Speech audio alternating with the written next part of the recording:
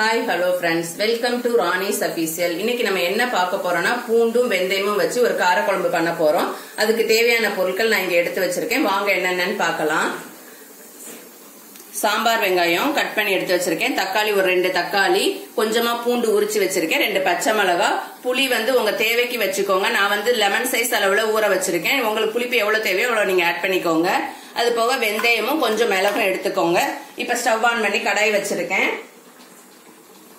இப்ப கடாய் சூடாயிருச்சு. இதுல நல்லெண்ணெய் சேர்த்துக்கலாம். இந்த காரக்குழம்புக்கு நல்லெண்ணெய் தான் நல்லா இருக்கும். நீங்க நல்லெண்ணெய் ஆட் பண்ணிக்கோங்க.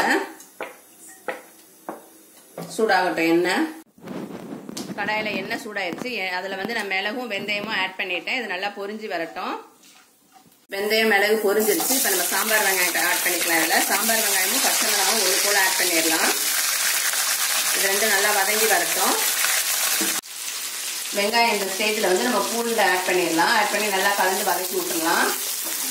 வெங்காயம் இந்த ஸ்டேஜ் வதங்கினா போதும். இதுல நம்ம கட் பண்ணி வச்ச தக்காளி ஆட் பண்ணிடலாம். தக்காளி ஆட் பண்ணிட்டு அதுக்கு தேவையான அளவு உப்பு ஆட் பண்ணிடலாம். நல்லா கலந்து விட்டு நல்லா தக்காளி மசிஞ்சு வரட்டும். அது வேகிற வரைக்கும் நான் வெந்து முடிச்ச பிறகு காமிக்கிறேன்.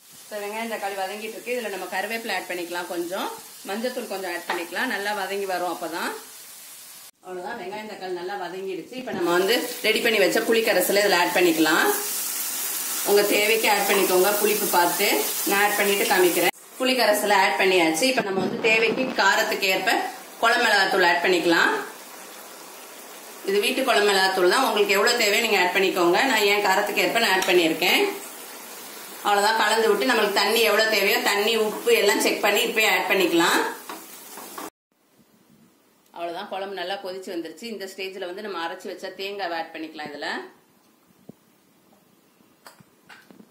நல்லா கொதிச்சு வரட்டும். தேங்காய் ஆட் பண்ணியாச்சு. நல்லா கலந்து விட்டுருங்க. நல்லா கொதிச்சு வரட்டும். நான் இறக்கிட்டு காமிக்கிறேன். இப்ப டேஸ்டான பூண்டு வெந்தய குழம்பு ரெடி ஆயிடுச்சு. இதையும் நீங்க உங்க வீட்டுல ட்ரை பண்ணி பாருங்க. ட்ரை பண்ணி பார்த்துட்டு எப்படி இருந்துச்சுன்னு கமெண்ட் பாக்ஸ்ல கமெண்ட் பண்ணுங்க.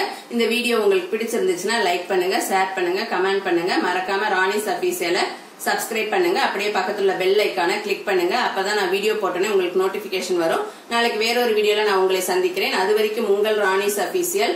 பை.